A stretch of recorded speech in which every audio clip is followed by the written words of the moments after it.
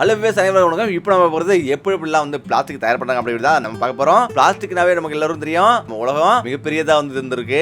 அந்த அளவுக்கு பிளாஸ்டிக்கோட கழிவுகள் குவிஞ்சு கிடக்குன்னு சொன்னா நீங்க வந்து ஆச்சரியப்படணும். இன்னைக்கு பெரும்பாலான எல்லா விதத்திலையும் சாப்பிட்ற தட்டுல இருந்து நம்முடைய பைப்பு கொண்டு பிளாஸ்டிக் ரொம்ப முக்கிய பங்கு வகிக்குது. அது மட்டும் இல்லாம இன்னைக்கு உலகத்தையே பிளாஸ்டிக் ஆக்கிரமிச்சிருக்குன்னு சொன்னா நீங்க வந்து ஆச்சரியப்படணும். இப்படி பிளாஸ்டிக்கை வந்து எப்படி மறுசுழற்சி வந்து பண்றாங்க பாருங்க. பெரிய பெரிய குப்பைகள்லாம் இப்படிதான் இவங்க வந்து இப்படிதான் பிரிச்சு எடுத்து இருந்து அந்த பிளாஸ்டிக்கை தனித்தனியா வந்து கொட்டுருவாங்க. இப்படி தனித்தனியா கொட்டின பிறகு அதை எப்படி வந்து தூள் தூளாக்கி அதை எவ்வளவு அழகா இவங்க வந்து பிளாஸ்டிக் தயார் பண்றாங்க அப்படின்னு நமக்கு தெரியாது. பாருங்க, இப்படிதான் பிளாஸ்டிக் வந்து பிளாஸ்டிக் தனித்தனியா வந்துட்டே இருக்கும். அதை துண்டு துண்டா கட் பண்ணி ஒரு மிஷின் வெளியே அனுப்பிட்டே இருக்கும். அதாவது ஒரு ஷாம்பு பாட்டில் தயார் பண்ணணும் அப்படின்னா அதுக்கு எந்த அளவுக்கு பிளாஸ்டிக் வந்து குவாலிட்டியா இருக்கணும் அந்த அளவுக்கு வந்து இவங்க தனித்தனி குவாலிட்டியா இவங்க வந்து மாத்துவாங்க. இப்படி பிளாஸ்டிக் பேப்பர், பிளாஸ்டிக் வந்து டப்பி அப்படின்னு ஒவ்வொரு விதமா வந்து ஃபுல்லா ரொம்ப திடமா உள்ளது எல்லாமே கட் பண்றதுக்காக தனியா போயிடும். இப்படிதான் அந்த பிளாஸ்டிக் எல்லாமே கட் பண்ணி இப்படி வந்துடும். இதுக்கு பிறகு இதை ஃபுல்லா வந்து நசுக்கிடுவாங்க. அதாவது பெரிய ரோலர் விட்டு இப்படி நசுக்கி வந்து வெளியே வந்துட்டே இருக்கும். அதுக்கு பிறகு சுத்தமா எப்படி அதை தூளா மாத்துறாங்க பாருங்க. இப்படி இரும்பு தனியா, பிளாஸ்டிக் தனியா, மற்ற பொருள் எல்லாமே தனியா வந்துடும். வெளில வந்த பிறகு அது எல்லாமே மனிதர்கள் தான் எடுத்து திரும்பவும் இதை எப்படி பிளாஸ்டிக்கா மாத்துறாங்க பாருங்க. அதே நேரத்துல உள்ள வந்த பிறகு இப்படி வந்து தனித்தனியா பிளாஸ்டிக் எல்லாமே வந்துட்டே இருக்கும். அதை வந்து ஃபுல்லா அட்டி போல இது வந்து அடுக்கும். அதாவது நம்ம பொதுவாக பார்த்தோம்னா அப்படி அப்படியே வந்து முழுசா இருந்ததுன்னா அதை வந்து கொள்ளளவுல பெருசா இருக்கும். இதுக்கு பிறகு பிளாஸ்டிக் இவங்க தனித்தனியா பிரிச்சு வந்து எடுப்பாங்க. அதே போல இரும்பு குப்பைகள், மூடிகள் எல்லாமே தனித்தனியா பிரிச்சு எடுத்துருவாங்க. இப்படி பிரிச்சு வந்து இப்படி குப்பைகள்ல பெரும்பாலும் இப்படிதான் வந்து பிளாஸ்டிக் வந்துட்டே இருக்கும்.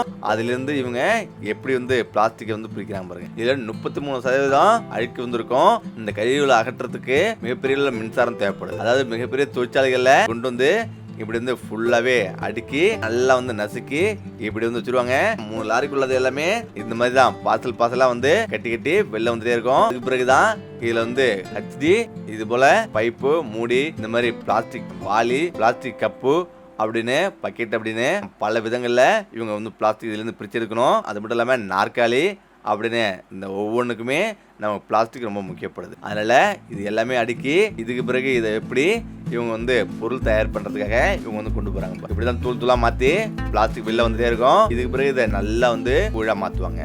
பாருங்க, இப்படிதான் வந்து தயார் பண்றது. முதல்ல சாதாரணமா வண்ணங்களை பிரிச்சு வந்து இருக்கணும். அதாவது ஒவ்வொரு வண்ணமா தனித்தனியா வந்து பிரிஞ்சு தனித்தனியா போயிடும். ஏன்னா மிக்சிங் வண்ணம் நம்ம பிளாஸ்டிக்கோட கலரை வீண் பண்றதால தனித்தனியா பிரிச்சு ஒயிட் தனியா வந்து வந்துடும், வாட்டர் கலர் தனியா வந்துடும், ரெட் கலர், ப்ளூ கலர், இந்த மாதிரி தனித்தனியா இவங்க வந்து பிரிச்சு எடுப்பாங்க. இப்படி பிரிச்சு எடுத்த பிறகு இதை எப்படி இவங்க தனித்தனியா வந்து பிரிச்சு வந்துருச்சு. அதாவது ரெட் கலர் தனியா, ப்ளூ கலர் தனியா எல்லாமே வந்து எப்படி அழகா வந்து வந்துச்சு பாருங்க.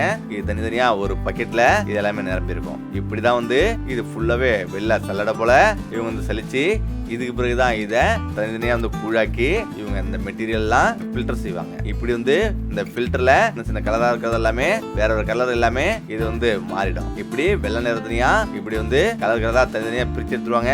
அதுல 1-2 மிஸ்டேக்கா இருந்தா கூட அதுவும் அதுக்கு பிறகு சுத்தமா பிரிச்சு எல்லாமே இப்படிதான் வந்துடும். இப்படி வந்த பிறகு இதை எப்படி இவங்க இந்த இயந்திரத்துல போட்டு 220 டிகிரி செல்சியஸ்ல சூடாக்குவாங்க. இப்படி நல்லா சூடு செய்யும் போது அது உருகி அப்படியே ஊத்திரும். அதாவது இது சுத்தமா வந்து உருகி ஊத்தின பிறகுதான் இதை வந்து நம்ம வந்து பிளாஸ்டிக் அடுத்த லெவலுக்கு தயார் பண்ண கொண்டு போக முடியும். இப்படி எப்படி வந்து நீளமா வந்து வருது பாருங்க. இப்படி வந்து வந்துடும். அதுக்கு பிறகு அதை பீஸா கட் பண்ணிடுவாங்க. ஏன்னா இதை கட் பண்ண பிறகுதான் நம்ம இதுல இருந்து உள்ள அழுக்குகள் எல்லாம் வெளியேறின பிறகு இது சுத்தமா மாறிடும். இதுக்கு பிறகு இது எப்படி பாட்டிலா மாறுது பாருங்க. இப்படி பிளாஸ்டிக் துகள் எல்லாம் வச்சிருவாங்க. அது எவ்வளவு தூய்மையா இருக்கு பாருங்க. இது அப்படியே டப்பியா மாறி அவ்வளவு அழகா எப்படி வந்து உள்ள வருது பாருங்க. இப்படி இந்த மிஷின்ல வந்து இப்படிதான் உருகி அவ்வளவு அழகா உள்ள வந்துருக்கும். அந்த அச்சில புல்ற போனாவே அது வந்து டப்பியா மாறி அவ்வளோ அழகா இதுவும் பிளாஸ்டிக் அடுத்த லெவலுக்கு போயிட்டே வந்திருக்கும். டக்குன்னு அது போயிட்டே வந்திருக்கும். டக்குன்னு பிளாஸ்டிக்கும் உருவாயிட்டு இருக்கும். இப்படிதான் வந்து பிளாஸ்டிக் உருவாயிட்டு மூடி தயாராகி வெளில போயிட்டே இருந்திருக்கும். அதே போல இப்படிதான் மறுசுழற்சி செய்யப்படும். ஆனா இதுல என்னன்னா உலகத்துல பில்லியன் கணக்கான பிளாஸ்டிக் வந்து அதிகரிச்சுட்டே இருந்திருக்கு. அதுவும் இதுல இருந்து 30-40 லட்சம் பேர் இப்ப வந்து பிளாஸ்டிக்ல வேலை செஞ்சுட்டு இருக்காங்க. அதாவது திரட்டிட்டு வராங்க. இப்படி திரட்டிட்டு தற்போதைய சூழ்நிலை காரணமா உலகில எதிர்மறையான தாக்கத்தை ஏற்படுத்துது. பிளாஸ்டிக் பயன்பட்ட முடிஞ்சவரை குறைக்கிறதுல உலகமே ட்ரை பண்ணிட்டு இருக்காங்க, முயற்சி பண்ணிட்டு இருக்காங்க. ஒவ்வொரு நாளும் மக்கள் வந்து ஒருவருக்குருவ நமக்குள்ளே வந்து பேசிட்டு இருக்கோம். ஆனா எப்படிதான் பேசினாலும் இந்த பிளாஸ்டிக் பயன்பாட்டை குறைக்கவே முடியாது இல்லை. ஆனாலும் எப்படி ஒவ்வொரு நாளும் இதோட பயன்பாடு பல மடங்கு அதிகரிச்சுட்டே தான் போயிட்டு இருக்கு. ஓகே, இந்த வீடியோ பிடிச்சிருக்கீங்க. மீண்டும் நன்றி, வணக்கம்.